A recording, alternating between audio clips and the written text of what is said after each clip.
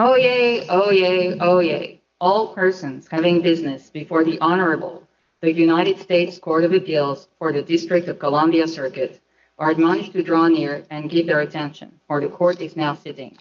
God save the United States and this honorable court. Be seated, please. Case number 21-5165, Gene Schaerr, appellant, versus United States Department of Justice, et al. Mr. Schaerr for the appellant, Mr. Fullan for the appellate. Good morning, Your Honors, and thank you for allowing us to speak to you without a mask today. The only issue the panel needs to decide is a legal question. That is, whether an agency can properly invoke the Glomar doctrine, not just to refuse to disclose the existence or not of particular responsive records to a FOIA request, but to refuse even to search for any records covered by that request where, by its terms, the request sweeps more broadly than the records or information protected by any claimed FOIA exemption. Now, a simple hypothetical, I think, will help clarify what's at stake in this case and why the district court must be reversed. Let's suppose, just to take the FBI as an example here, that the FBI had conducted the search called for by the two FOIA requests at issue here and had found 3 documents about the unmasking of someone who's become famous in recent years, Carter Page. You'll recall that he was the subject of the famous FISA warrant that was later shown to have been the subject of a fraudulent FBI submission to the FISA court. Hypothetical document 1, again, this is just hypothetical, describes how the CIA obtained from a still active foreign intelligence source properly classified information on Page, whose identity and association with that information was revealed to the FBI through an unmasking request from that agency to the CIA. That's the first hypothetical document. The second is a declassified document about Page, similar to the documents about the unmasking of General Flynn that were famously declassified by the Director of National Intelligence in May of 2020. Hypothetical document 3 does not reveal any FISA-derived information, but is simply a one-sentence unclassified email from an FBI employee before any unmasking request to another agency, stating that there was no legitimate basis for seeking information on Page through FISA-derived information. So before we get to Glomar, what does FOIA itself require with respect to these 3 hypothetical documents?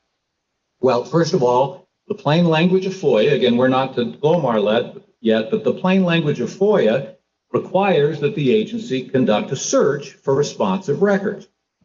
With a technical exception that the agencies haven't invoked here, Section 552A3C of FOIA requires, and I quote, that in responding to a request for records, an agency shall make reasonable efforts to search for all records, or to search for the records.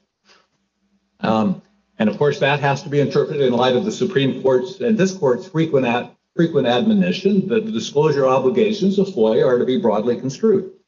Section 552D of FOIA further makes clear that implied exceptions are out of bounds. It says this section does not. I'm sorry. Can I just interrupt you? I'm sorry. I'm sorry.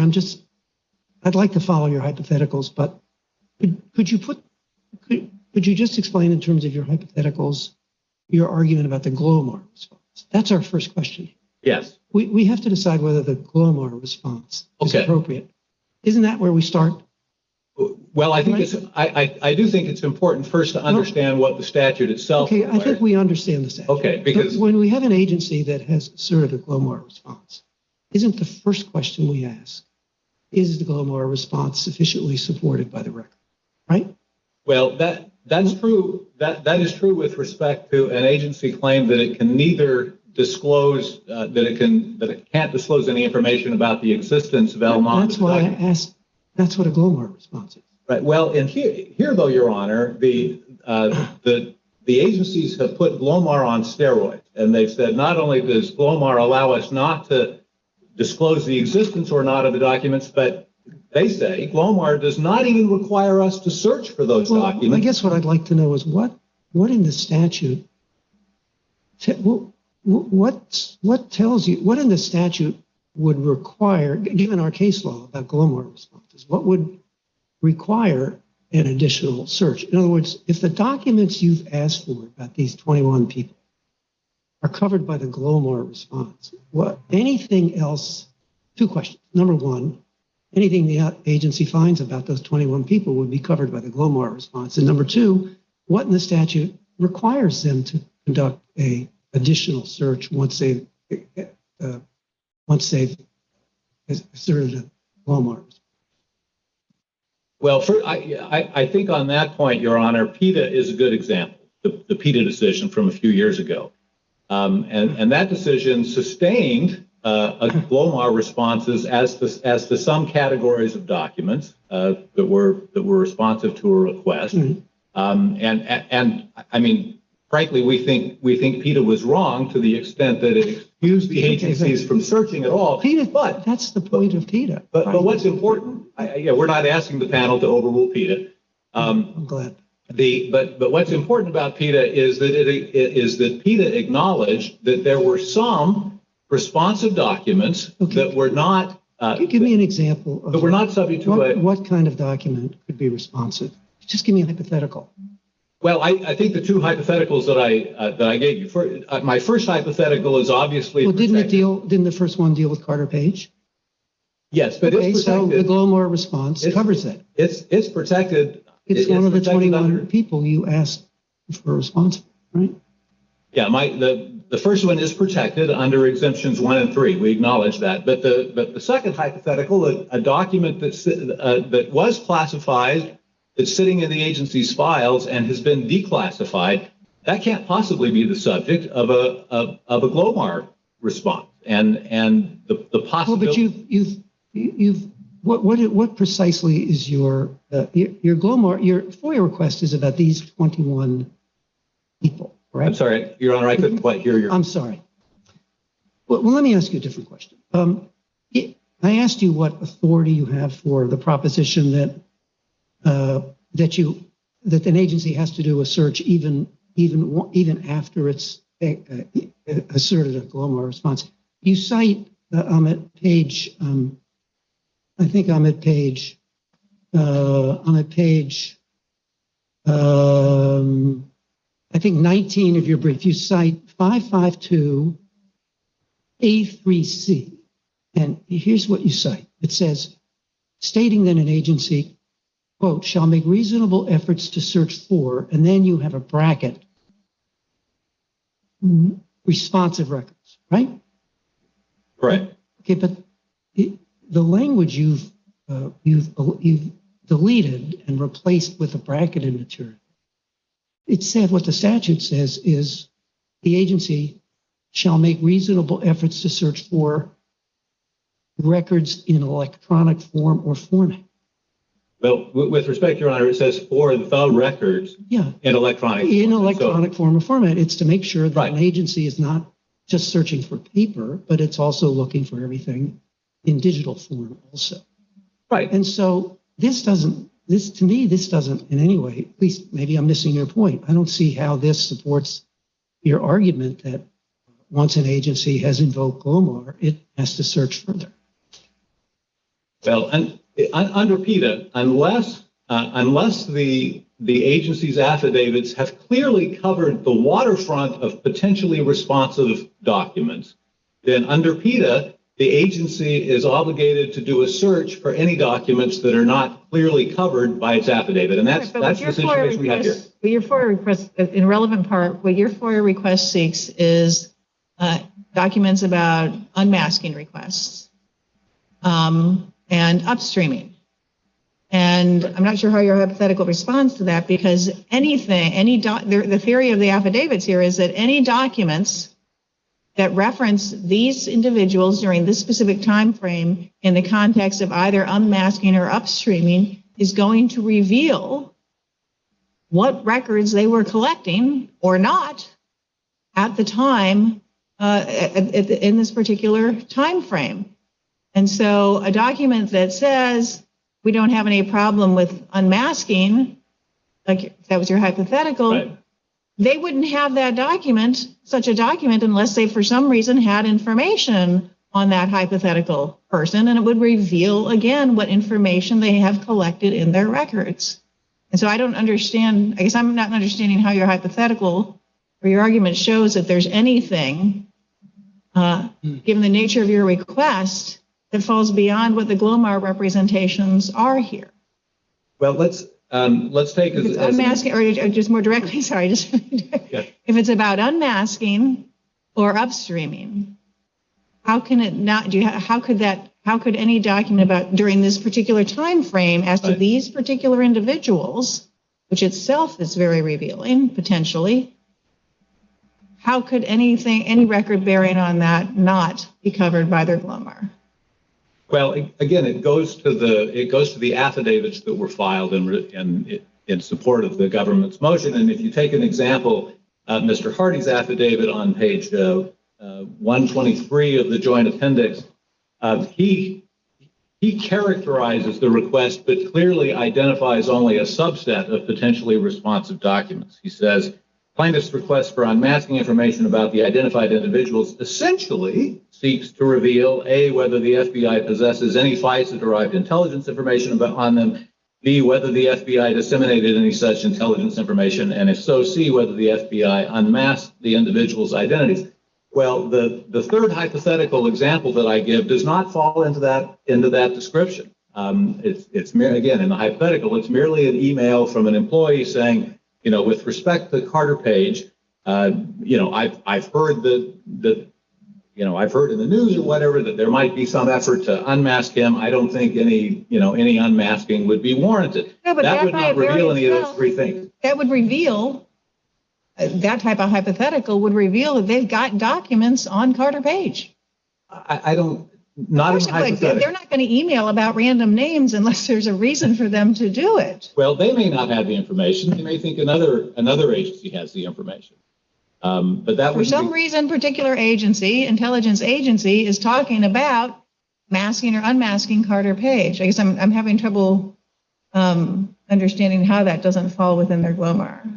Well, again, one way would be if the intelligence resided in a different agency, they had read about it in the paper, and and the FBI employee says, "Look, this other agency may have this information. I don't think there would be a basis for us to seek them commenting about what they think other agencies are collecting or not collecting would again seem to me to raise the exact concerns flagged in the declarations. Well, but it doesn't fit. We don't have anything on Carter Page, but agency X might. Goodness gracious, that's clearly covered by Glomar. We would agree that, right? Well, if an agency said we don't have anything, but I think X agency might, that would fall within the Glomar claim here, correct? It would not fall within this affidavit, Your Honor. With this affidavit is more than that one page. In fact, this is really more definitional, and they talk about yes, and there's lots of declarations here too. No, I understand, but again, the Hardy affidavit that we were just looking at, sure. It would show whether they put my phrasing of it would show whether they possess intelligence information on Carter Page, because they go, we don't have any, or we're not sure we have any, or they disseminate it. It could be they send it to another agency. That's why they're talking about another agency. Well, it's true that kind of a document might reveal that information, but it may not. And until they've done a search, I don't know how it couldn't. Until they've done a search, they don't know. How could it not? I mean, they're only going to search for things that are responsive to your request, which are about within their agency. Right. So not speculation about other agencies, but within their agency, unmasking requests. Your FOIA request is for unmasking requests and upstreaming collection, right? Right. Well, it's our request 2 was all documents concerning the unmasking or any request for unmasking of any person listed below. And that doesn't, it's not necessarily about information that resides in that agency. It's but that's all agencies respond to under FOIA is what's in their own records. They don't respond to things that are in other agencies' records. Well, but they may have a record about information that does not reside in their agency. And that's the. But if it's Mr. about Schaerr. Carter Page, it would be covered by the Glomar. Right. And why would they have a record in there? Why would they have information in their records about Carter Page and some, I hate to use his name because we're all doing hypotheticals here, but person X that agency Y is interested in? That itself would be revealing. It's sort of the nature of your request is focused on people who've been captured in agency records. And I think that's the point of their affidavits. Well, or who might have been captured. But again, if it's Captured or not, yes. if it's information that resides in another agency, it would be within the scope of the request, but not within the scope If of it's the within another affidavit. agency, then the other agency, I'm sorry, then the other agency, are you talking about some agency that's not one of the ones you've sought FOIA request from, or? No, Right. it might be in the hands of another agency. Well, then that one, let's look at that one's response. to your Right, FOIA but request. but a Justice Department employee talking about information that the FBI does not have, or the Justice Department doesn't have, but they think some other agency might have, that falls within the scope of the request, but outside the scope of the affidavit that we have. Judge Rao, I think you had a question. Mr. Schaerr, I mean, even if we follow your statutory argument, I guess I'd like to understand from you why you think that's consistent with our case law and Wolf and Epic and PETA. I mean, how do we follow your argument without effectively either undermining or overruling those earlier cases? Well, I think, I think PETA points the way. PETA said there are some potential responsive documents to this request that are not covered by these affidavits, and so we're going to demand that the agencies at least search for those documents and see what they find, and it seems to me that's the appropriate outcome here, consistently really with the statute and the case law, and whether PETA and Epic are correct interpretations of the law is a question for another day. But we're not asking the panel to revisit that. You said that under your hypothetical, it would reveal that the FBI doesn't have any documents on person X.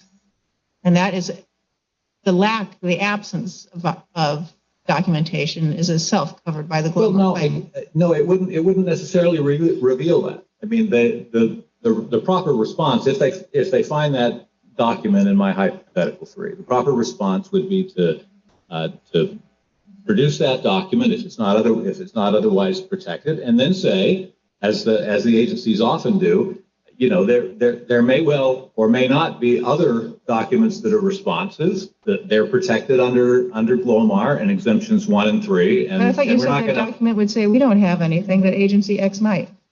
Sorry? I thought you said that document would say we don't have anything, but I think agency X might. I'm not assuming that the document would actually identify another agency that has it or not. No, but and we'll blank out the name of the agency. But what the relevant part there is where it says we don't have anything. That is covered by the Glomar. Yeah, with respect, that wasn't the hypothetical that I posited, where they say we don't have any.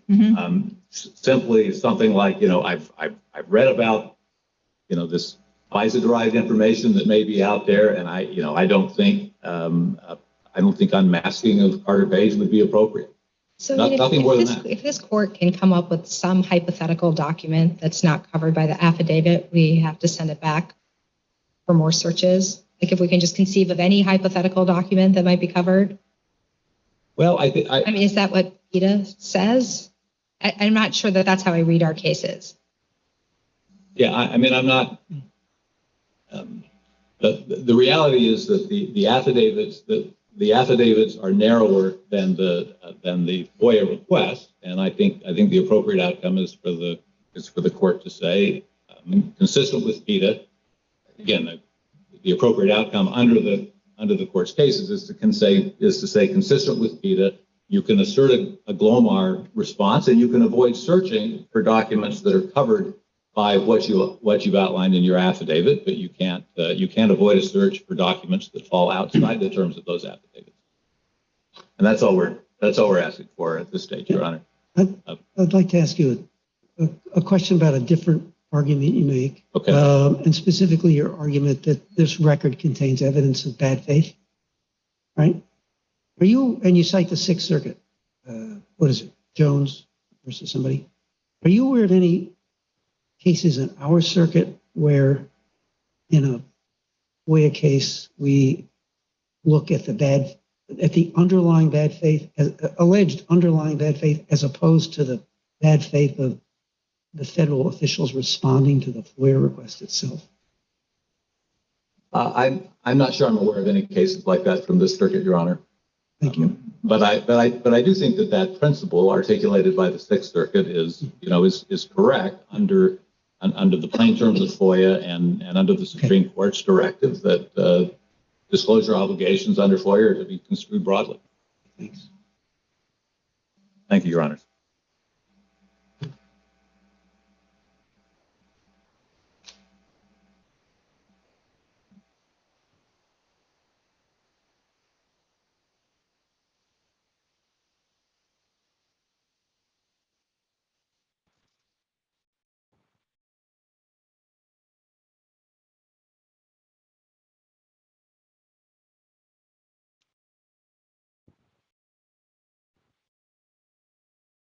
Good morning, and may it please the court, Thomas Pullum for the defendant agencies.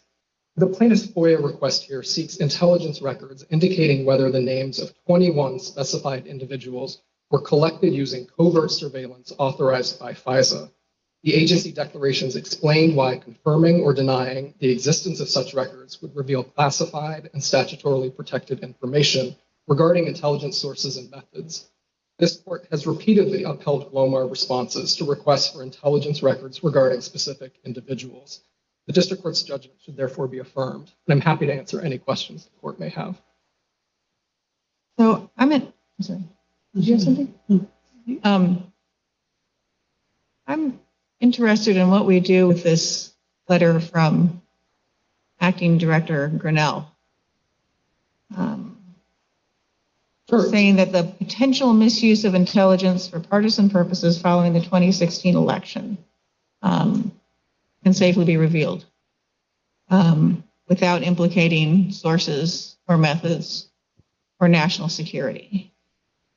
How can that be reconciled with the position of these affidavits? For example, in Steve Thompson, NSA must use the Glomar response consistently in all cases. Consistent use of Glomar is necessary to ensure its effectiveness. And yet we have a lack of consistency here. So what are we supposed to do with that? It seems like there's a conflict between these two documents. Sure. So 2 points. First, I think the letter from former Acting Director Grinnell was specifically focused on declassifying the names of the individuals who sought to unmask General Flynn.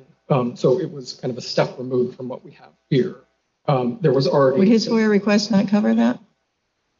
No, I don't think this FOIA request was about the names of requesters. I think it was about... We asked for documents about unmasking. Wouldn't that include the names of requesters?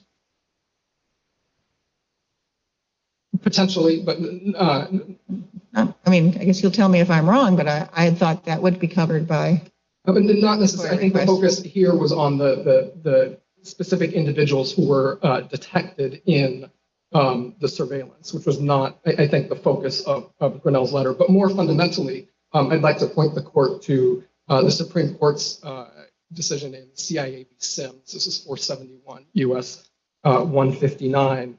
The court said that intelligence agencies may sometimes find it advisable or even imperative to disclose information that may lead to the identity of intelligence sources. It's the responsibility of the Director of Central Intelligence. That was under the previous version. That refers to the DNI. Not that of the judiciary to weigh the variety of complex and subtle factors in determining whether such disclosure would be appropriate. And here's an essential point the court made. The fact that Admiral Turner, who was a previous DCI, made that determination in 1978 does not bind his successors to make the same determination in a different context. So the Supreme Court... Yeah, I get that. but this is very proximate in time, and it's not a different context. It is the exact same context, that is interest in the potential misuse of intelligence for partisan purposes following the 2016 election. So it's the exact same context. Well, I think let's assume his FOIA request also encompasses getting the names of people that requested unmasking. I think the context is a little different. One, because this involved General Flynn, about whom there had been kind of considerable public discussion about his role in communications with foreign agents. There's no similar issue here. This was not in response to a FOIA request. This was communications with Congress and an affirmative decision by the acting DNI to release information. As the Supreme Court recognized, there may be reasons to do that on a case-by-case basis, but one decision. Wait, so on a case-by-case basis? But I've got affidavits saying we got to be consistent. So suppose the Director of National Intelligence released information, documents about unmasking for half of the people on his list, and then invoked Glomar for the other half. At that point, that's sort of selective on and off. The whole rationale for Glomar collapses, doesn't it? I don't think so. I mean, these are decisions that are committed to the discretion of the intelligence agencies, who may have reasons in particular cases. Okay, so for 20 of his 21 clients to get letters like this that say questions about potential misuse of intelligence for partisan purposes following 2016 election can safely be released without implicating methods or sources or national security interests. For 20 out of 21. And then for the 21st, we get a Glomar response that says, we can say nothing, we can neither confirm nor deny. Anytime we talk about this, we reveal information. At some point, the rationale for Glomar, when you have selectively turn it on and off, falls apart, doesn't it? I don't think it does. So you would say it would be fine in that case to insert Glomar for number 21, saying we can't say anything one way or the other to reveal whom we might have records on, even though we just did that for 20 other people involved in the exact same activity. Well, the agency... We're supposed to just take that. I get we give them substantial deference, but at some point, the whole theory is collapsing here, and that's why I'm struggling with the granola. Even if we accept that at some point it collapses, offering a single example with respect to someone who's not covered by the FOIA request, I don't think anywhere approaches that point that Your Honor is discussing. I get that. That's the reason I was changing the hypothetical, but why? Like how many is it? And in here, the rationale is not focused exclusively to Mr. Flynn, right? The theory is potential misuse of intelligence for partisan purposes following the 2016 election. So it's not a cabined letter in that regard as to what it's determined to be safe to release. But again, so don't I need something? And I get that this happened after your declarations were all filed, and I think even after the district court ruled. But on this record, without some explanation from the agency as to why, well, actually, we normally mean what we say about Glomar, but we can selectively make exceptions. And how do we know that they shouldn't have to go back and look and decide whether they should make selective exceptions in this situation? Because we had 6 original classification authorities all come to the same conclusion here with respect to these 21 names, focused on these names. 6 different authorities all reached the same conclusion that this. Why does that matter? I bet you were there any other agencies that were? Well, I don't want to ask that. Never mind. But this is only one agency talking here. I don't. There may have been plenty of other agencies who would have thought, no, don't do that. But the Director of National Intelligence did it anyhow. But again, I think this goes directly to the Supreme Court statement that a decision by one holder of the office, as the Supreme Court said, does not bind his successors to make the same determination. But I think the language you used was in different circumstances. Yes, and I think this is a different context. It involves different names that we don't have the same record about a kind of does it involve overarching the same public discussion. Does it involve the same time period? It involves the same. It involves the same sort of inquiry in public discussion and in a media discussion. I think, well, but different names and different focus. I mean, there was specific, the context of General Flynn, I think, was is somewhat unique. And that's what I'm struggling to understand. So tell me how that one's unique. Because there was kind of widespread discussion and coverage about Mr. Flynn's communications in the media with foreign agents, in the media, in government. I mean, this was a letter to Chairman Boyer. Okay, so, no, I get that, but that was a revealing letter. So the government, the theory is that Mr. Flynn was different because there'd already been public statements by government officials acknowledging that there were records on him. Is that what you're saying? I think what could be there are just different factors to weigh, and the fact that Acting Director Grinnell weighed them one way, even if he did so categorically, doesn't undermine the ability of the government to protect this information. I appreciate that. I'm just trying to understand what those factors were, and I thought you said, well, widespread media coverage. It could be. But that can't be. The government never says, has always argued that media coverage does not affect in any way the ability of the government to maintain confidentiality because official disclosures by the government are a totally different matter than media speculation or reports on unnamed sources. But so put aside the media stuff. So I thought you said the other factors are widespread discussion in the government. Can I clarify one point? I mean, I think Your Honor referred to that this wouldn't affect the government's ability to keep it secret. That is not what's happening in this letter. This is not a compelled disclosure. This is a voluntary disclosure by the government. So nothing in here undermines the government's ability to maintain secrecy when it finds it important to do so. The statute, the National Security Act, refers to unauthorized disclosures. The director of national intelligence can make an authorized disclosure. That's what's happening here. This was not in response to a FOIA request. This was the government deciding to make information public. And as the court said in Sims, the national interests sometimes make it advisable or even imperative to disclose information that may lead to the identity of intelligence sources. And that's a determination that was made here in this one instance. With respect to these other 21, the 6 classification authorities came to a different conclusion.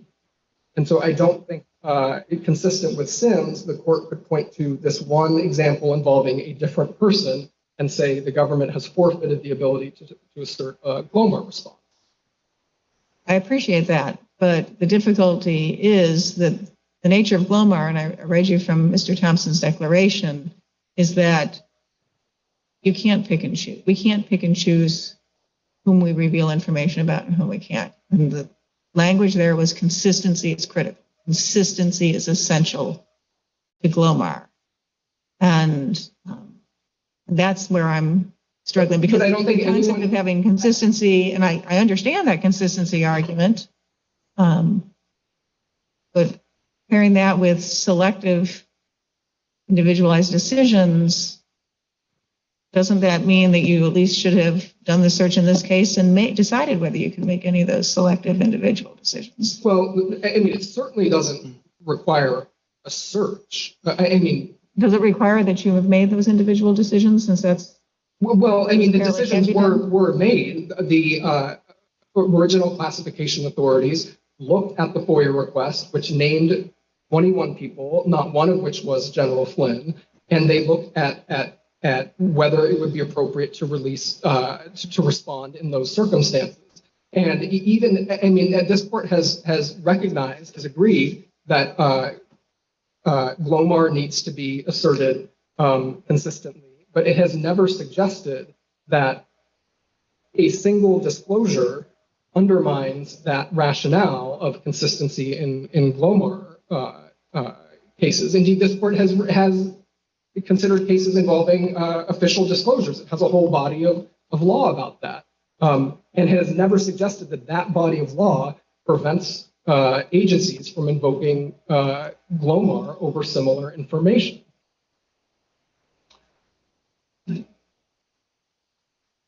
So I have a different question. I want to ask you about Mr. Schaer's claim that the record reveals evidence of bad faith here. Sometimes in your brief, you say that the evidence he cites fails to prove bad faith, and elsewhere you say it's irrelevant to the question before us here. Which one is it? Well, I think we're advancing both arguments. One, that it's irrelevant, and two, even if it were irrelevant, it wouldn't satisfy. I was kind of intrigued with the Sixth Circuit's approach. Let me just give you a hypothetical. Suppose, for example, I take your point that the record here, or at least I understand your argument that the record here doesn't rise to the level of bad faith. But suppose you had a case where it was really, really clear, not only that there was some bad faith or even illegal behavior, but a bit of a cover-up of the underlying action. And then the agency subsequently issues a Glomar response in an affidavit. Wouldn't we be justified in questioning that affidavit, given the underlying evidence of illegal behavior and a cover-up? Or I guess what I'm asking is, one, isn't there an obvious connection there? And two, can we do that under this circuit's case law? I don't think there's an obvious connection. I think these go to two different inquiries. One is in Glomar, as Your Honor indicated earlier in questions, the relevant issue is the existence of documents Belmont. That is the only topic that's covered by these affidavits. But wouldn't we have some doubts about? I mean, the agency has to submit a declaration in support of its Glomar response. And we, as Judge Millett says, we defer to those, but we don't rubber stamp them. We don't just accept them as true without some thought. And if there was evidence that the underlying activities were being covered up, why wouldn't we question those declarations, or at least require the agency to explain why the Glomar response is appropriate, notwithstanding the potential evidence of it? It just makes so much sense to me that they're related. Obviously, if the agency's covering it up, they're not going to turn it over in a FOIA response, in a FOIA request, right? Two things. One is I don't think it would directly controvert the subject matter of the affidavits, which is specifically about the Glomar issue, not the underlying. No. And there's been a statement that determination of classification was not made to cover anything up, was not made for improper purposes. I'm sorry, there's no evidence that would undermine that. No, but and if I could with my hypothetical, there is evidence of a cover-up, okay? But not with respect to the existence. No, but wouldn't it be? We're going around in circles. I'll just ask once more. Wouldn't it be? Let's assume the cover-up occurred 6 months ago, and now there's a FOIA request, and there's a declaration that says, to reveal this information would risk revealing intelligence methods and techniques, right?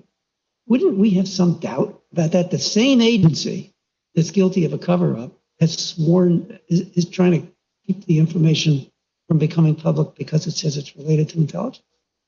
Why wouldn't we? I'm not saying we would reject it. Wouldn't we scrutinize it somewhat more than the normal case?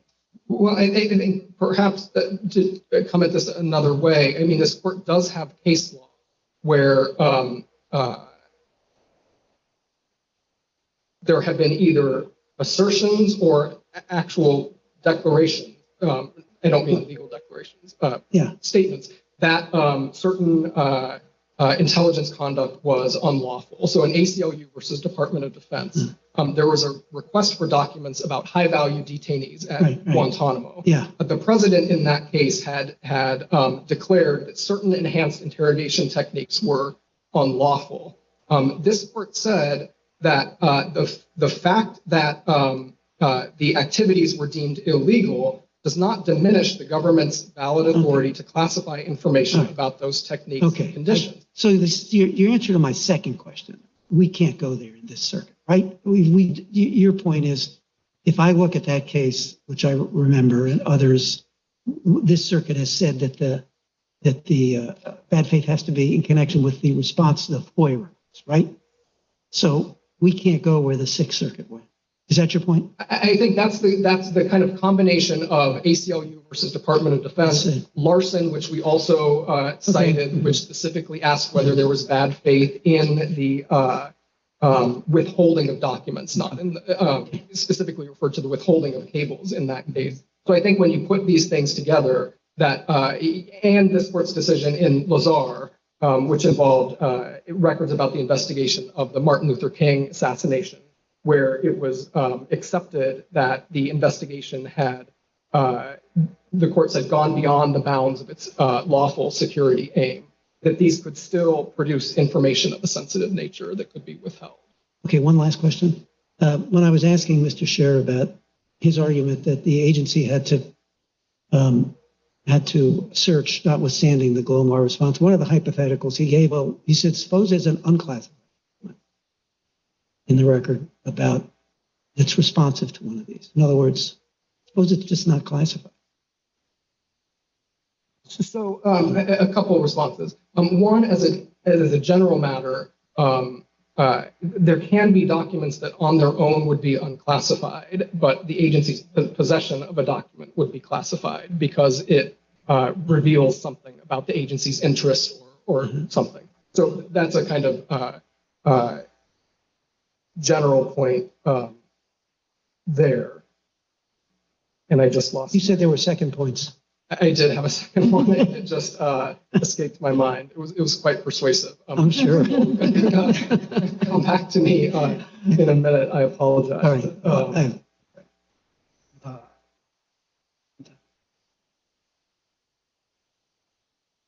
Mr. Waiter, is that going to make you more uncomfortable?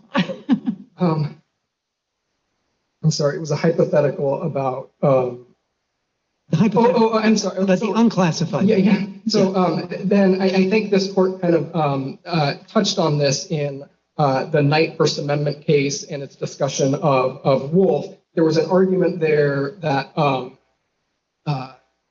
saying that an agency had responsive records might not reveal sources and methods because it could have been, say, an anonymous tip or some kind of press clipping or something. And this court said, we have credited these concerns about revealing agency interests and capabilities, but, quote, without considering hypothetical scenarios, like, for example, the possibility that the existence of responsive records might reflect nothing more than an anonymous tip or press clipping. So I think this court has made clear that that's not the approach it takes. It doesn't think about kind of this potential unicorn of a document that might exist. It looks rather at the nature of the request, whether there are kind of categories of documents whose existence would not reveal, categories of documents for which a normal response would not reveal protected information. And it proceeds on that basis. Thank you very much. Thank you. Mr. Schaerr will give you 2 minutes.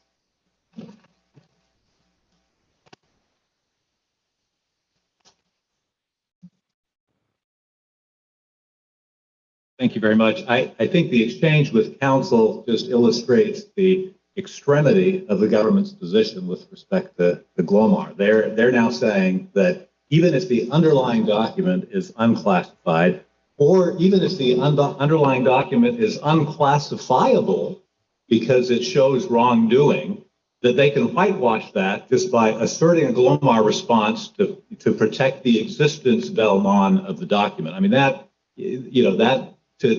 just takes Glomar completely off the statutory rails and makes it flatly inconsistent with the provisions of FOIA. When they have declarations that say all the information covered by the request, that's how when I read this, just assume that's how I read the affidavit. With respect, that's not what they say, but go ahead. Okay, all right, I understand your argument on that. But if in my hypothetical now, they say everything is covered, the FOIA request, it's all covered by our Glomar national security interests. And they say and it's classified, and this isn't to cover up or embarrassment or any of those types of things. This is genuine concern. Doesn't our case law say it takes something sort of concrete from the FOIA plaintiff before we can start going, hang on, we can't take that at face value. I mean, Glomar is just a really strong weapon for these particular agencies, a particular context. And we can't, every time someone comes up and goes, well, that's too broad, there could be something in there, we can't go, okay, well, let's all look. So what I'm struggling with is how much is needed by the FOIA plaintiff, and I think we say significant evidence or substantial evidence. I assume you don't contest that. And so two, how is it met here? One, I assume you don't contest that standard, and let me know if you do. And two, what do you have that is significant or substantial evidence that they're wrong in their assertion of Glomar? Well, two points, Your Honor. Let me just quickly address the mismatch between their affidavits and the request. And we heard from counsel today exactly what they've been doing with the request since the beginning. He began by saying that the FOIA request here seek, quote, intelligence records about unmasking. And that's just not true. That's not what the request says. The request says all records about unmasking. They don't have to be intelligence records. And they do not, in their affidavits, they don't have any provisions that say everything that's the subject of this request is subject to Glomar. They don't say, they just don't say that. They don't, they say they don't say there is no category of documents within the scope of this request that, as to which we would not be entitled to assert a Glomar response. So what they're doing is they're taking a very broad request and they narrow it to a subset, and then they say, we think we can legitimately assert Glomar as to that subset of documents, and therefore they conclude we can refuse to search for any documents that are responsive to the request. And that's just that's just a big step beyond where this court has ever gone with Glomar. But to answer your more precise question about evidence of wrongdoing, I think in this case, well, first of all, do you agree with my adjective, substantial or significant evidence? Substantial evidence. I'm not going to dispute that, but I do think that in this case, the Grinnell document that you mentioned earlier provides that. I mean, obviously, that long post states their declarations, so it doesn't reveal anything that anything was wrong in how these declarations were made or decision made. It long post states it, and it seems almost like a unicorn exception when it comes to the Glomar area. This disclosure, so.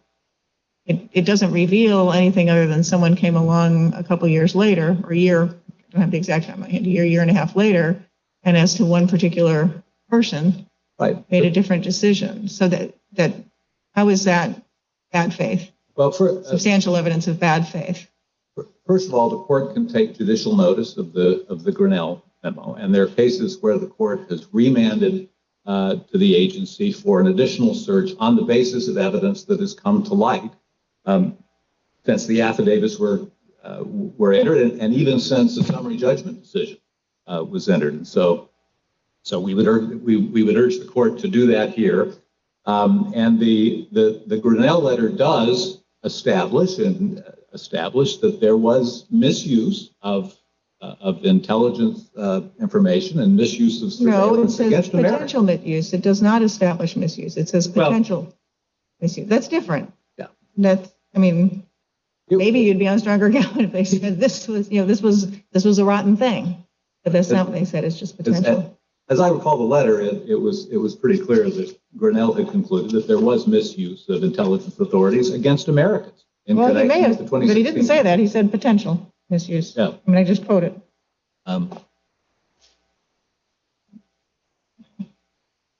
Anyway, I'll just conclude with the point that what is unique about this case is that it involves a redirection of surveillance authorities that are supposed to be directed against foreign persons and directing them against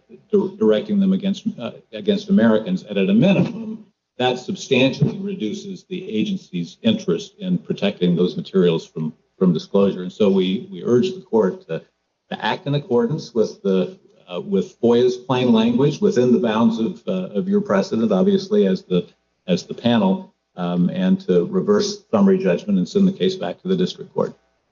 Thank you. Case is submitted.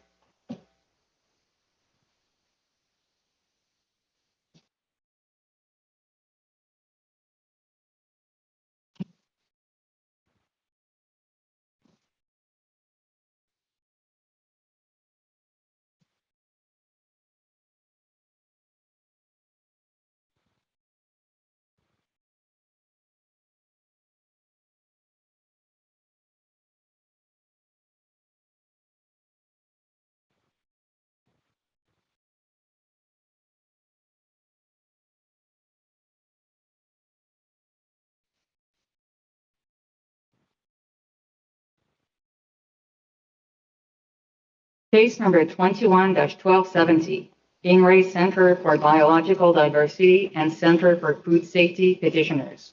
Ms. Parent for the petitioners, Ms. Cachette for the respondents, Mr. Lorenzen for the interveners.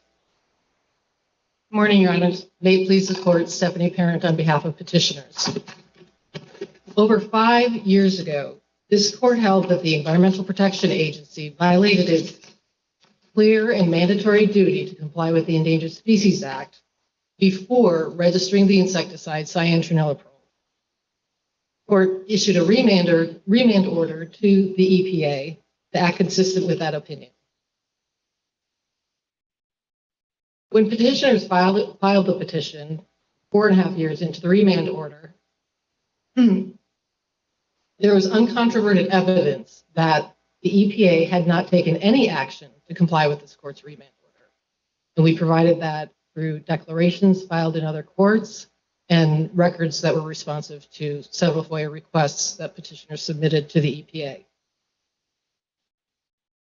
Rather than taking action to comply with the Court's remand order in the Endangered Species Act, the EPA simply ignored it. In response to this petition, as expected, EPA is now estimating that it can complete a biological evaluation or the effects analysis that it should have done before registering cyantraniliprole by September 2023. This Court should find, under the familiar track factors, that EPA has unreasonably delayed complying with both this Court's remand order for now 5 years and the Endangered Species Act duty, which attached 8 years. And you want us to give them just 6 months, right? Isn't that what you say in your brief? We should order them to comply within 6 months? That was our original request, Your Honor. At this point in time, given that it's now September 2022. Well, wait, but was that your request in the? Yes, Your Honor. And in our reply brief, we said at a minimum, no later than September 2023. Well, that's exactly the date the agency has proposed, right? That's correct, but the agency had not made any proposal prior to the filing of the petition. But what we have before us now is you seem to be in agreement that September, and the agency says it's, quote, committed to that. So I realize there's some other issues about, do we actually issue a mandamus order? What do we do about conditional vacatur, things like that? But just in terms of the date, you two sides seem to think that that's a pretty good date. Right? The two sides seem to think that September 2023 is a correct. Good date. So you're okay. I think all parties would agree that if the court issues an order, a court enforceable deadline, September 2023 is appropriate. So then is the only difference between you and EPA here that you want us to actually enter a mandamus order and they don't? Correct, Your Honor. And there are several reasons for that. I want to point out why a court enforceable deadline is still necessary here. First of all, I'm sorry, why? What is still necessary? A court enforceable order by September 2023. And would you, when you talk about it, separate entering a mandamus order requiring compliance in September 2023 and doing that plus, I think, what you call conditional vacatur? Can you separate the two of them? Yes, Your Honor. When we filed the petition, when petitioners filed the petition last December, I believe it was, after researching the cases in this circuit, we presented a menu of all the ways that courts have remedied an unreasonable delay. Mhm. And that included the primary and usual one, and what petitioners are really pushing for here is that court enforceable deadline. Is what? The court enforceable deadline of September 2020. That's what you really care about. Yeah. Yes, That's Your clear from your brief. Right. Yes, Your Okay. Honor. And a mandamus would do that, right? yes, Your Honor. So as far as you're concerned, then, and I don't want you to go beyond what you want to, but I asked the question because, it seems to me that from your point of view, mandamus with a September date is what you mean. You're not arguing about. Yes. You're not insisting on conditional vacature or anything like that. No, Your Honor. Okay, great. The situation really has changed Right. from when we filed the petition to. Ms. Parent, the fact Yes. that CBD is not seeking vacature here at all, or even apparently conditional vacature, doesn't that suggest that the conditions for extraordinary relief of mandamus are not met? I mean, so your argument is not that this chemical is harming an endangered species or that its continued registration is harmful to the environment. I mean, in those circumstances, why is extraordinary relief necessary from this court?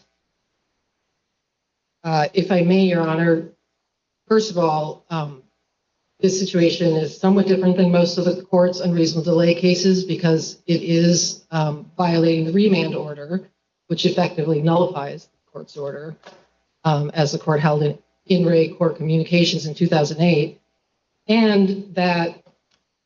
Say I agree with that, right? I mean, the EPA is in violation of our remand order. They haven't complied. They're in violation of the statute. I think everybody agrees with that. Good. And it seems the parties agree as to that. But even if there is a clear duty to act in order, to respond to our remand decision, we still have to determine that our discretion is properly ordered.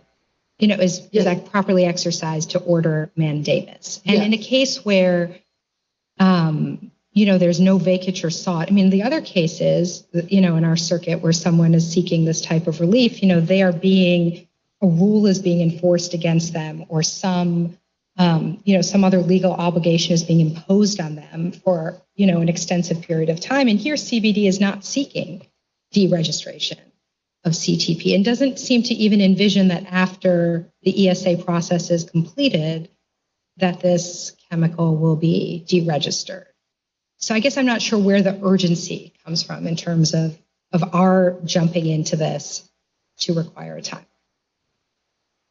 Judge Rao, I will try to cover all of that, but essentially we need to go through, or the court needs to assess under all of the track factors in order to weigh and balance whether it's appropriate for mandamus to issue. And what I want to answer first, under track factor 5, which is often evaluated with track factor 3, we are alleging harm to species by this continued use of cyanotroniloprol. What is likely to happen, first of all, I want to emphasize too that the analysis that EPA estimates it will complete in September 2023 is just the first step in the process. It will not necessarily result in deregulation or taking cyanotroniloprol off the market. A more likely result is that additional mitigation will be put in place to, once EPA has made that assessment, either through its own process, which will happen after September 2023, or if they find any species is likely to be adversely affected by the use of cyanotroniloprol, they'll have to initiate formal consultation with the services. So this is just the first step in the project process. So there is some urgency there.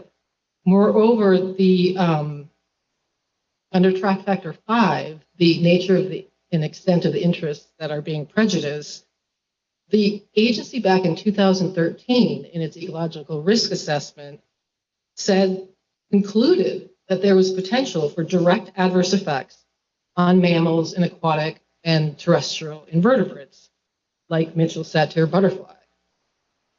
It also found or concluded that there would be indirect effects on all types of that rely upon those invertebrates. Well, it's true, but the reason this court gave in our remand order for leaving the registration in place, for not vacating it, was that it was at least relatively beneficial to the environment to leave the registration in place. And that does not seem to have changed in 2022. It doesn't seem that either party, neither the government nor CBD is arguing that it is more beneficial to keep CTP registered than to unregister. I understand, Your Honor. What we have here, I understand the decision and the basis for it back in 2017. What we have here is another passage of 5 years where cyantraniliprole is being used, and the agency has just simply been derelict in not taking any action. But you're not suggesting that CTP shouldn't be used, right? I think this would be a very different case if you were saying, the continued use of this chemical is harming endangered species, and every year that this goes on and the EPA fails to meet its statutory obligations, there's harm to species. But it's not really. We do allege that there's potential harm to species, which the EPA concluded in 2013. But it's not a harm that can be addressed apparently by deregistering CTP, right? What usually happens, Endangered Species Act consultation does not usually result in an action not moving forward. What it does is put in place mitigation to ensure that the species, which EPA has not looked at specifically yet for cyantraniliprole, are provided sufficient protection so that their very existence isn't jeopardized by the agency action. So what you want is not just continued use of CTP as is. What you want is you don't object to continued use of CTP if appropriate conditions and modifications have been imposed, which is why you want this process to identify and to start properly. I thought what you want, can I modify that just slightly? I thought what you wanted was the agency to make the effects determination one way or the other, right? Yes. That's all you want. That's what they were required to do under our previous order, right? And correct. You want the agency to be ordered to make that decision one way or the other, correct? Yes, Your Honor. And then what comes from that is an unknown right now because the agency hasn't undertaken its duty. Yeah. And for example, once the agency does undertake its duty, for example, in the another insecticide, malathion, which admittedly is not the same as cyantraniliprole, the conclusion was that without additional mitigation, and this didn't ban or deregulate malathion, but without sufficient mitigation, 78 species were threatened with extinction. You don't disconnect. I'm just trying to understand, because if all you want is them to do an effects determination, I don't see how that even would redress the injuries that you've asserted. They issue a piece of paper going, oh yeah, it has an effect. The only thing that redresses the injuries you've asserted here is them going forward with the process, which I assume in your view, there's no question that there will be effects. That's what they say. But given the preliminary determination, yes, and that I assume your clients have their own view on this apart from their preliminary determination, but that there are going to have to be modifications or conditions. Yes, which is why it's so important to have a court enforceable deadline of September 2023 to get this process going. Do we know anything? I'm sorry. You're telling us now to argument you don't even want conditional vacature because your reply brief after they identified the September 2023 deadline still expressly argued for conditional vacature. Yes, Your Honor. You're abandoning that now here. Sorry? You're abandoning that request here? We think that given that the EPA has now provided prioritization and that it is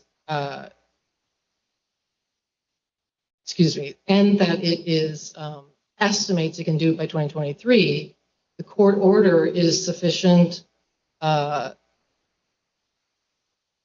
motivation. Why do you need a court order at all at this point? If you're willing to take EPA its word about September 2023, if they miss September 2023, you bring a writ of mandamus at that.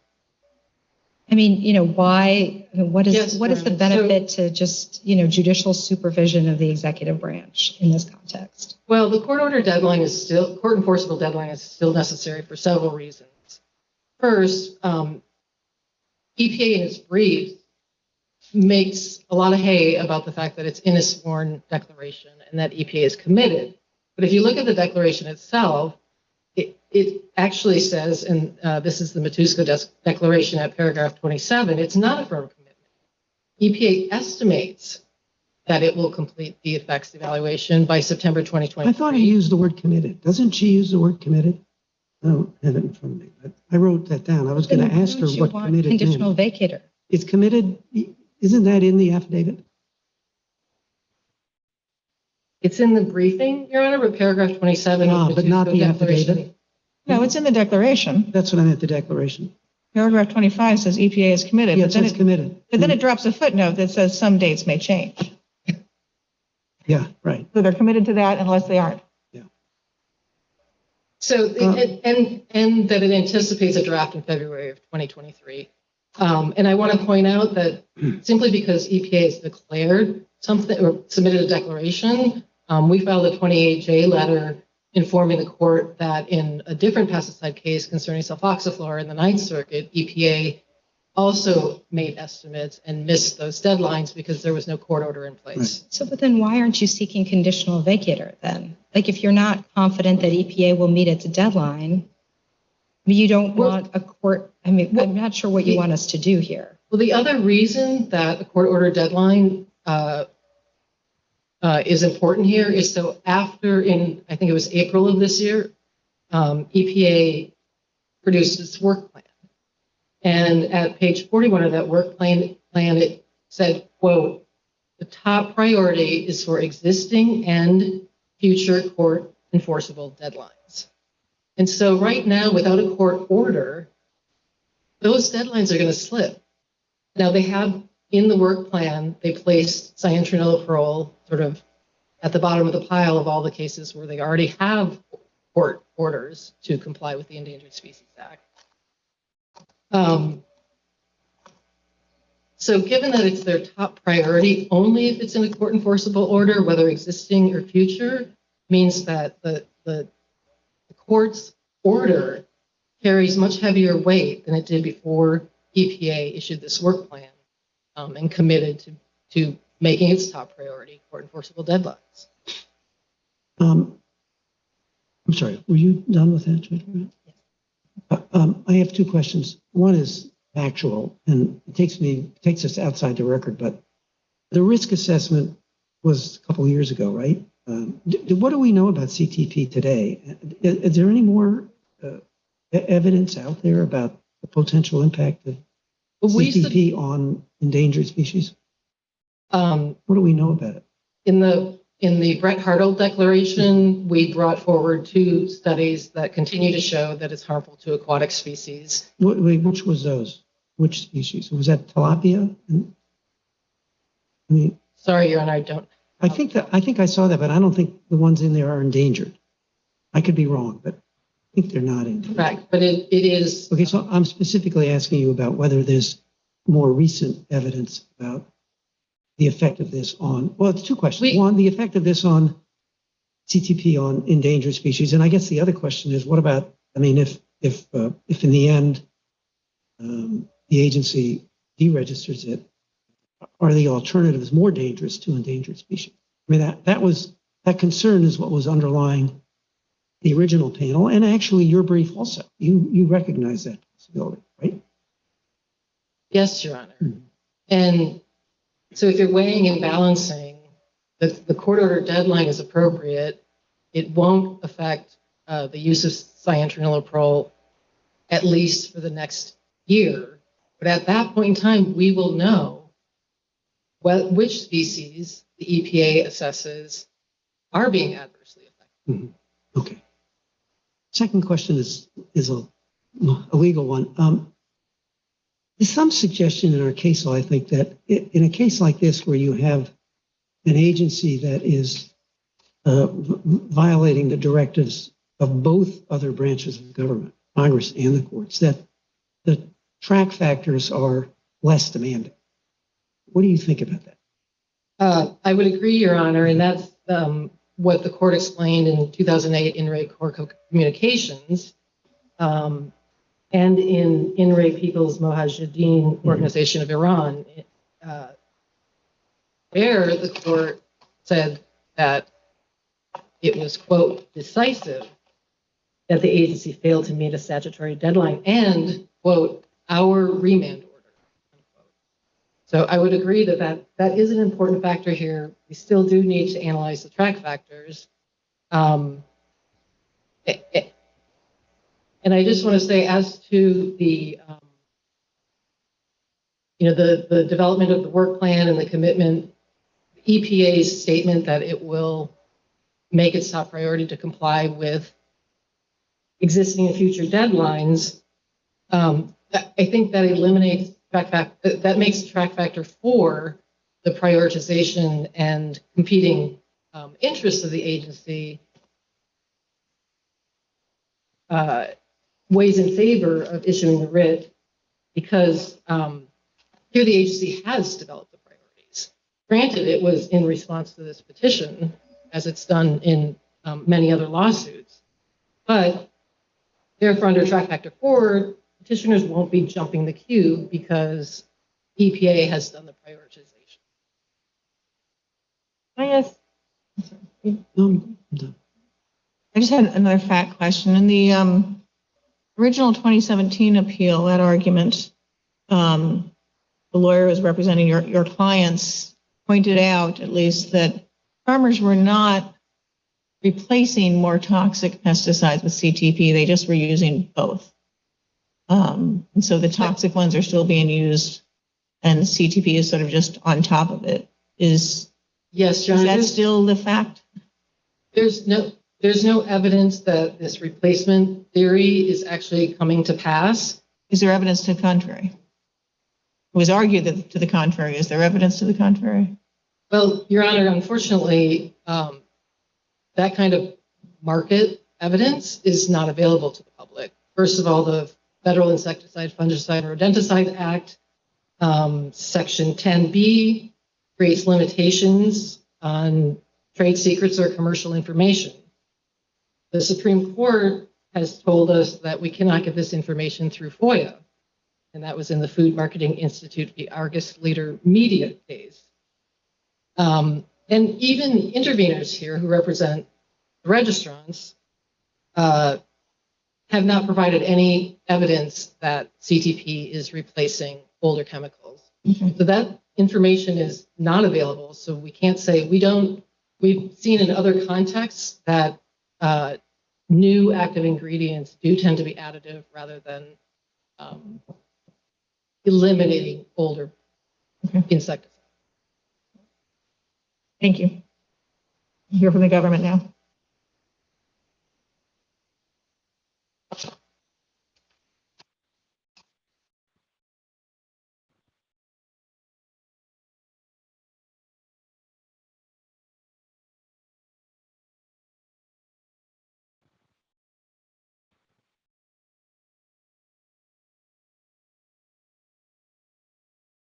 May it please the court, my name is Kamala Cachette and I represent EPA.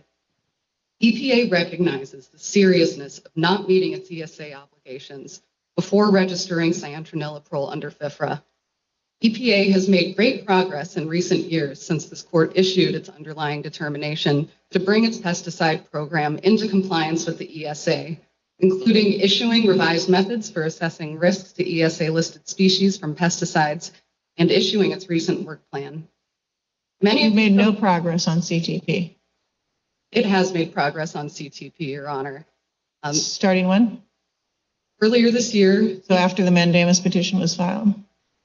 For CTP specifically, but all of the programmatic efforts that EPA has put into its ESA program have helped it with the. Yeah, but in the last argument in 2017, someone from your I don't know, call it you or somebody else, but an attorney from your office stood up and said, oh, you know what?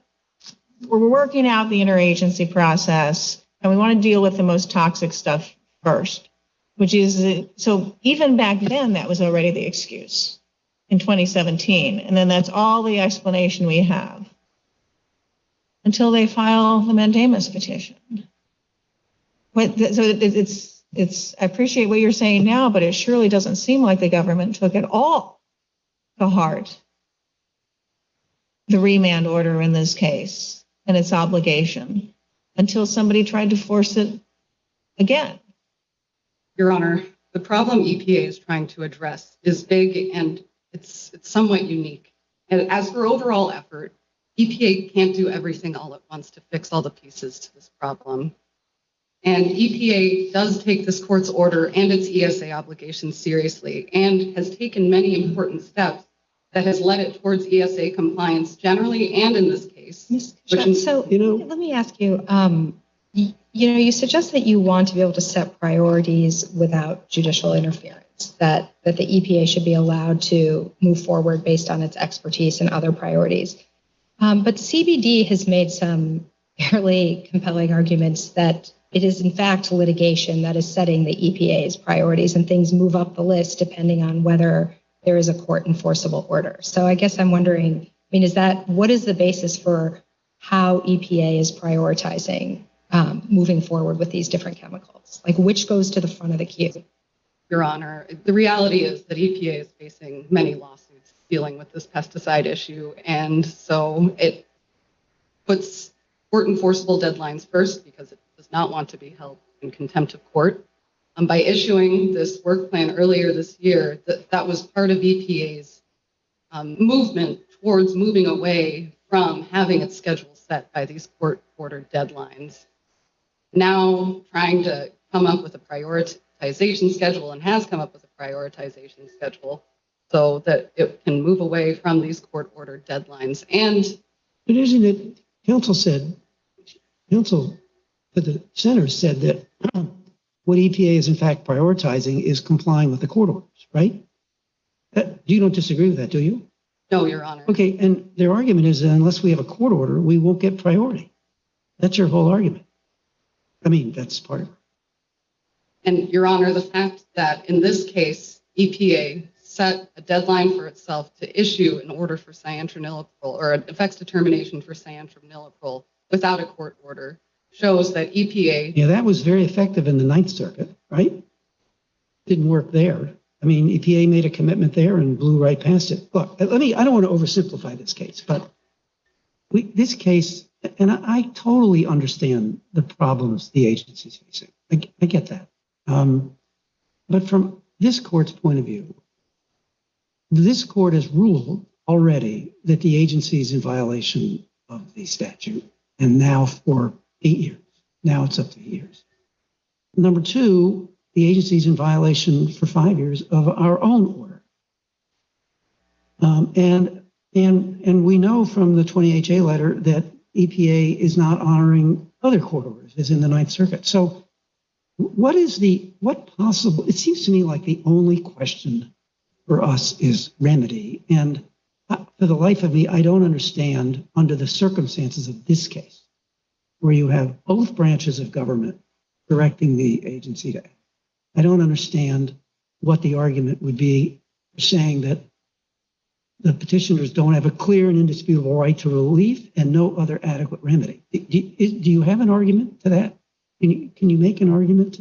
Yes, Your Honor. Good. That's what I need to hear. First, I'd like to address the 28J letter and the sulfoxaflor determination, because that situation is distinguishable from cyantraniliprole.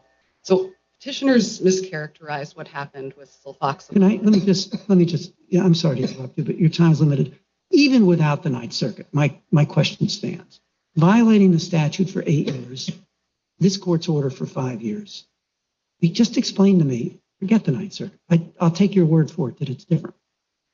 What's the argument that that plaintiff hasn't satisfied easily the requirements for an order requiring compliance by the date the agency has suggested, September? And that, by using that date, there's no risk that this court would be upsetting the agency's own priority setting. The agency has itself picked September. What we would be saying is, given the history of this case, violation of the statute in the court order. The court is ordering compliance by September 2020 period.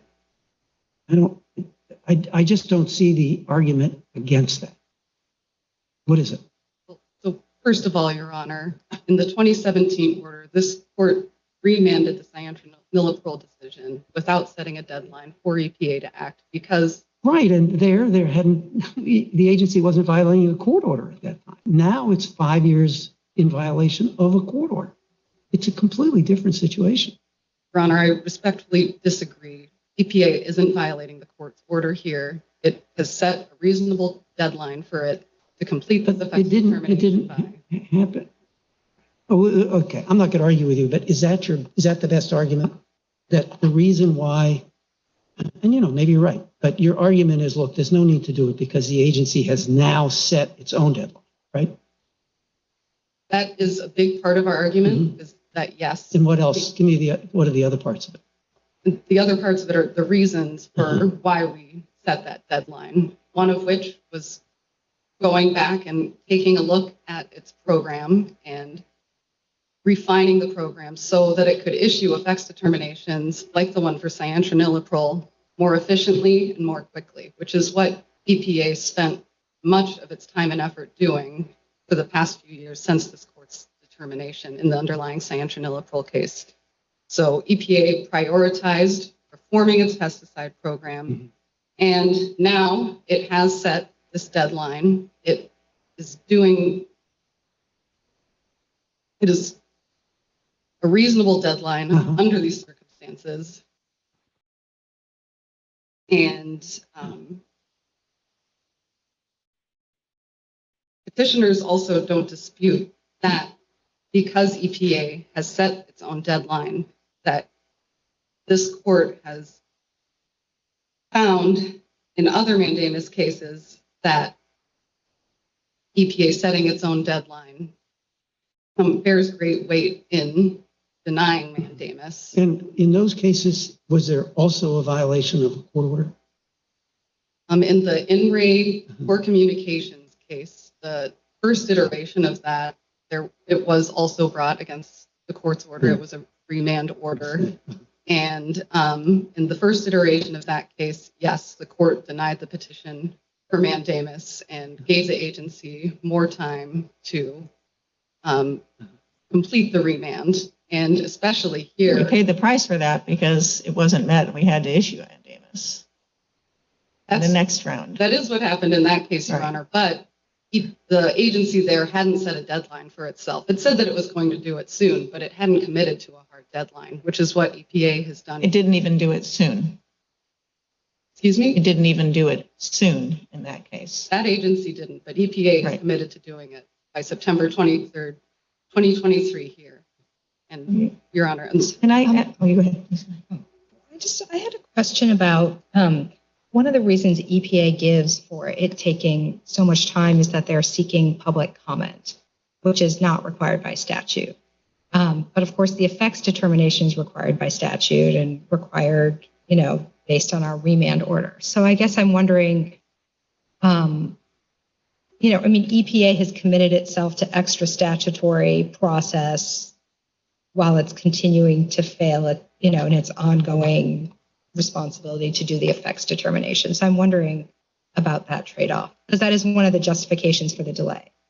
Sure. So the notice and comment period is something that EPA finds very important for the process. It realizes that it's not necessary, but doing notice and comment lets it get input from stakeholders that it otherwise wouldn't be able to get, and which generally during consultation, stakeholders also don't get an opportunity to give these agencies input. So by having this notice and comment period, it's able to talk to stakeholders like petitioners and like interveners and get their feedback and come up with the strongest scientific document that it can. And the other hope with that is that that will help with the consultation process and possibly shorten the consultation process because it's a stronger scientific document. So EPA finds a lot of value in that process, which is why it's asking for the September 2023 deadline here. Unless Your Honors have any. I do have questions, but are you done? a few months ago, in April, EPA issued its Balancing Wildlife Protection and Responsible Pesticide Use report, where it said on page 4, I quote, over the next 6 years, so 2022 to 2028, existing court enforceable deadlines will require EPA to complete ESA reviews for 18 pesticides, the most the agency estimates it can handle during this period based on current capacity and processes. Is CTP one of those 18? Because it did not have a court enforceable deadline. Sorry, this is from the handbook? Balancing Wildlife Protection and Responsible Pesticide Use, how EPA's pesticide program will meet its Endangered Species Act obligations, issued in April 2022. And what they would say right there on page 4 is the most the agency estimates it can handle during the next 6 years is meeting court enforceable deadlines. And you've already told us CTP didn't have a court enforceable deadline. And so I'm trying to reconcile how you're going to meet that when in April you all said the only thing the most you can estimate you can handle is court enforceable deadlines. So, Your Honor, there may have been an error in that document, but if you flip, I think this is the handbook that you're referring to. If you flip to Appendix A, there's a schedule of all of the pesticides that EPA has committed to deadlines for, and one of those is cyantraniliprole. It's on page 67 of the document. So if there may have been an error earlier on, but the handbook does accommodate. So you included that as a court enforceable deadline, even though it wasn't a court enforceable deadline? Or you're saying they were mistaken when they said, repeating it twice in the same sentence, that all they can do in the next 8 years, or sorry, in the next 6 years, is meet court enforceable deadlines?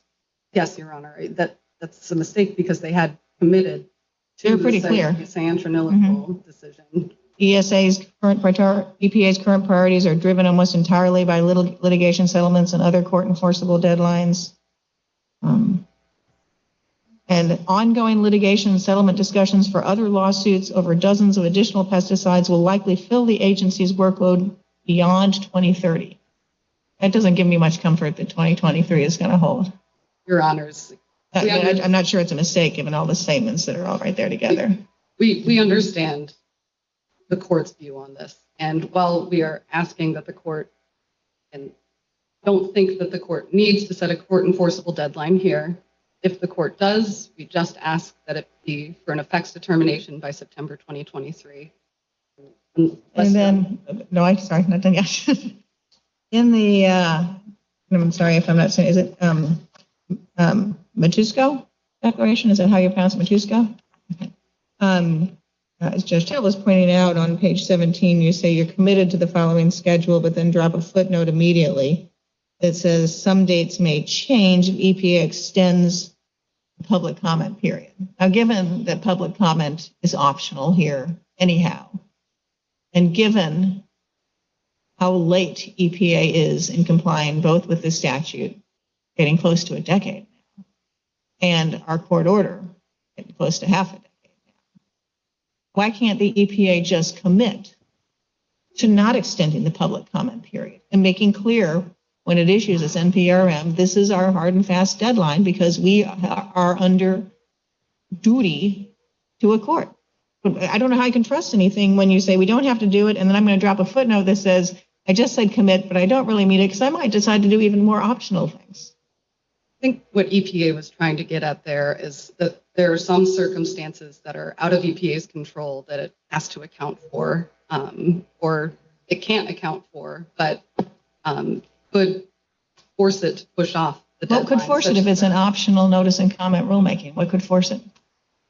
EPA has no intentions of extending the notice and There's comment. a footnote here reserving your ability to do it. So that's why I'm asking, what could, I hear your response being some things happen that are beyond our control, but what could force it when notice, and I get that if notice and comment was required, but it's not required here. So why can't you say it's optional? And so we're leaving, we are firmly committed to doing it on this time frame, full stop, no extensions. Your Honor, what I can tell you is that EPA fully intends to hit this September 2023 deadline. You fully That is intend to now, and I'm not questioning that, and I appreciate your representation. But there are, as I pointed out, there's wiggle words in this declaration, and that I think gives them some indigestion, and could the court as well. I understand, Your Honor. You know, given like Judge Millett, I appreciate your representation, but you know, given EPA's record here, you might be a lot safer saying, I have been assured by the agency that they, you may not want to give us your personal guarantee. Just a suggestion. I couldn't quite hear you, Your Honor. But I'm sorry. Are you speaking for, yeah, I think he's asking, can you, I'm sorry. I was simply saying that, you know, I'd be careful about giving us a personal guarantee as counsel, given the record of your client. And a safer statement would be, I have been assured by my agency that they will meet the September date. Now, I'm going to assume that's what you meant to say. it is, Your Honor. Yes. Okay. Sorry, you're telling me the EPA has assured you that they will meet that deadline. That is their number one priority, is meeting that No, deadline. that's not the same thing. Well, Your Honor, I can't predict the future. EPA can't predict the future. There could be a lapse in government appropriations. There are circumstances here that are out of EPA's control. And so it has to account for that in this declaration and that is exactly why the center wants an enforceable order. That's what this case is all about. Do you have a sense of how many pesticides must still go through the ESA process that are not subject to some ongoing litigation? I mean, I know there's like a long backlog of registered pesticides for which EPA has to do this process. Are all of them being litigated, or are only a handful of them being litigated? I understand there's a fair amount of litigation. I'm wondering if you just have some sense of that. I can't give you an exact number, but I can tell you it is only a handful of the pesticides that are being litigated over right now.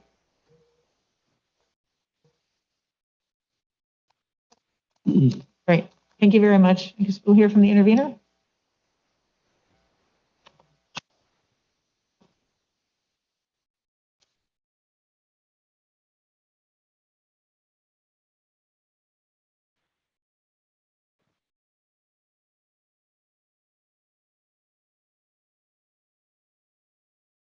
Good morning, Your Honors. Thomas Lorenzen here on behalf of the respondent interveners, Syngenta Crop Protection, and FMC Corporation. As I understand, counsel for petitioners today has conceded that they are no longer seeking conditional vacature of the registration of cyanotronilprole if EPA does not meet its deadline. I'm not sure that I have much to affirmatively argue to you unless you have questions. I do want to know. Deciding remedies on mandamus, is this court bound by parties' representations? I mean, last time they didn't argue for vacature either, but we went through a whole vacature analysis in our opinion nonetheless. I understand. Don't we have to do that on our own anyhow? I don't think you do, given that they're not seeking it. So it was all it's dicta within in the our court's opinion? discretion to order it. Right, But I think it would be unwise to do so, and I can tell you why. sure, but I just want to ask, and I want to back up. I'm sure you have arguments on that front. In our prior opinion, even though petitioners, wasn't mandamus petitioners, regular EPA petitioners were arguing, FIFA petitioners didn't argue, at least by argument again, they said they weren't seeking vacature. But nonetheless, our opinion went through a whole analysis on whether vacature. And so in deciding, now we're at mandamus, which is a different creature altogether, is the determination as to what the appropriate remedy is bound by what parties argue or don't argue? Well, I think Your Honors can go through the analysis, and I don't think that anything has changed in terms of whether they. I'm sorry, we can go through the analysis? You can go through the analysis in your opinion, and I think you'll reach the same conclusion that nothing has changed. Just trying to understand, do we need to? Is that something the court has to do? My question is more. Must you do it rather than even if they our obligation as part of mandamus, since the mandamus factors, these are generally treated as jurisdiction? No, because mandamus is about setting a deadline for the agency to act. They're not seeking immediate vacature. The question that they've asked the court about, as I understand it, that we were here to address today, is whether the court should order vacature conditionally if EPA doesn't meet its September 2023 deadline. Mhm. Now, first, as counsel has argued this morning for the government, I don't think that mandamus is required here either. And I would suggest that there might be a compromise solution here, which is that the court retains jurisdiction and orders periodic status reports between now and next September to ensure the agency remains on track. As Judge Tatel suggested earlier, if it appears the agency is not on track, the court can entertain briefing then as to what ought to happen. If we are looking at, a 2 to 4 week lapse of funding in the federal government, it seems hard to put the court to a mandatory deadline when there is such a lapse, and then to go further and potentially conditionally vacate the registration of cyanotroniliprole in such an event would be not only, I think, contrary to the allied signal factors, which asks the court to examine whether after its full analysis the agency might arrive at the same place, and CTP is a reduced risk pesticide as EPA concluded back in 2014, and as this court affirmed in its decision remanding to EPA. So we might end up in the same This court place. didn't make any fact finding. It just took. It accepted the agency's conclusion there. But what about this concern that was voiced in the prior argument and I asked about, and that is that CTP isn't used as replacement. It's just used on top of or in addition to those already more toxic. Well, and I think you were actually driving at something that's a very important point. It's not that it's used on top of, it's that it's used as part of integrated pest management. Pests develop resistance to pesticides over time and with the use of a pesticide. The way to prevent that from happening is by rotating the use of the pesticides. Cyanotroniliprole is a reduced risk pesticide on its own, whether it's being rotated with these others or not. But it's also a critical tool in the toolbox of crop growers to preventing resistance from developing in these pests. Take cyanotroniliprole out of that toolbox.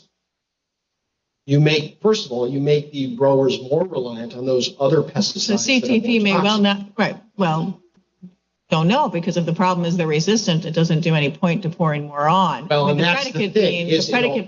So if the predicate was, at least in our prior decision, that, wow, if this is vacated, they're going to replace it with these more toxic ones, but then it turns out the more toxic ones are being used anyhow, then that harm starts to slip away. Well, your statement that, well, then they'll just use more of it doesn't make sense because you just said the reason they want something else is because of resistance. Right, but so it's not going to what happens instead, yes, the pests will develop more resistance to those other pesticides more quickly, and what you will end up with is damage to our nation's crop supply. I mean, if we're talking about something like but that's a citrus different greens, argument. From it's actually not. It's the same thing because all of the pesticides become less effective as pests develop resistance.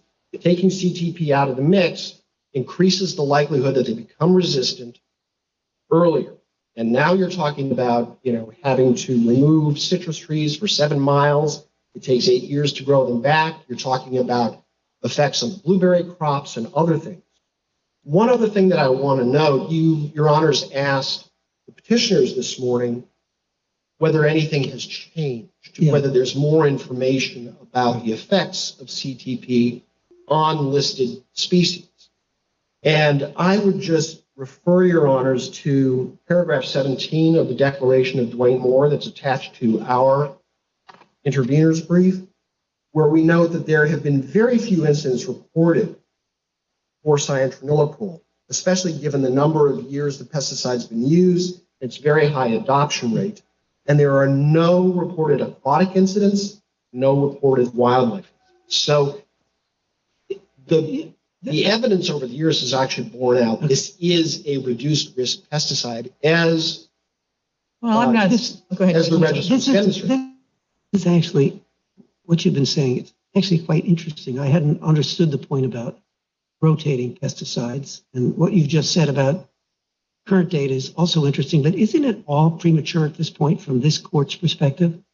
If there's what will happen in September, I assume, is the agency will either make an effects determination or it won't. Those are the two options, right? Yes. So if it doesn't, these issues are off the table, correct?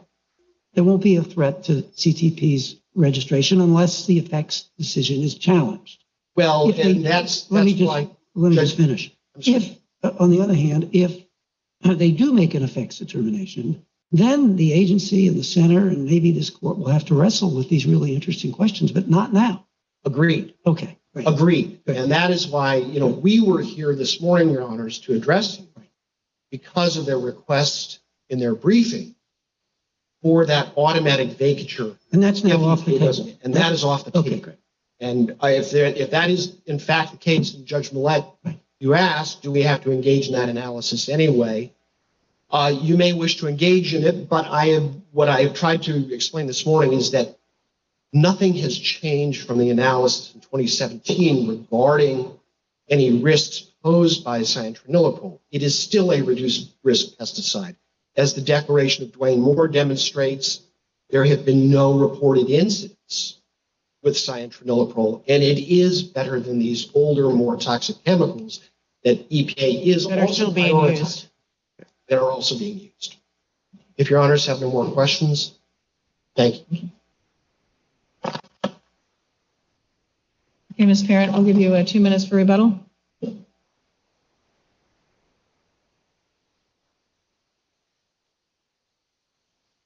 Thank you, Your Honors. I want to address the two excuses that EPA uses, this programmatic approach that it's been undertaking for the last 16 years. These would fall under track factor 2, that the delay here is unreasonable in the overall context of the Endangered Species Act. First, it looks for a timetable. This court clearly held it has to happen before the decision, but it did not. And while EPA claims to have been refining its program for 16 years to take a programmatic approach, that cannot be an excuse for failure to comply when there's a specific agency action like cyantraniliprole registration that triggers the ESA Section 7 duties. Moreover, the second excuse that falls under this track factor 2 is that the agencies claim that they need to refine, well, first they say it's complex and that they need to refine their approach to look at these endangered species as opposed to other non-target species. And with respect to that it's complex, the Matusco Declaration, paragraph 17B, said that they listed out the 8 steps they had to undertake and had already completed 6 of them in 2013. The EPA just simply decided not to comply. It also runs afoul of the Endangered Species Act Best Available Science standard. The agency is not supposed to further refine and gather more information. They're supposed to protect the species before, even if there is some scientific uncertainty. I'd like to point out 2 cases that Judge Tatel, you asked about.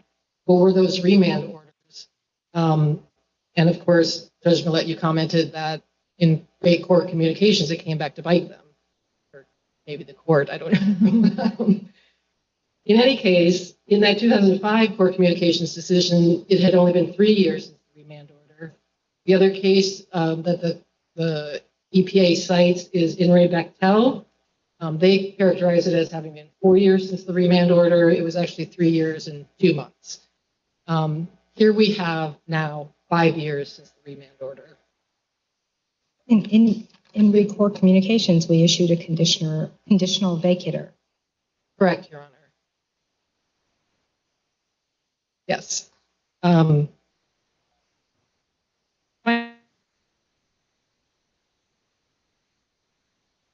This replacement idea, If you look at intervener's brief and the Moore declaration, it only discusses, quote, potential replacement pesticides, unquote, with no hard evidence that this is actually happening. Finally, if the court were to issue the September 2023 deadline as a court enforceable order, this discussion about the only thing I heard was, well, what if there's a lapse in appropriations? Certainly, either the court can account for that in its order, if that were to come to pass, or certainly EPA, and I don't believe petitioners would oppose modification of that deadline if in fact there were a 6-week government shutdown.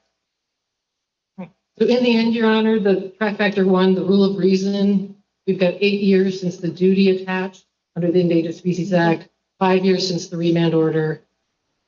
We need to have that first step of looking at the effects and then decide what goes next. Thank you. Thank you. The case is submitted.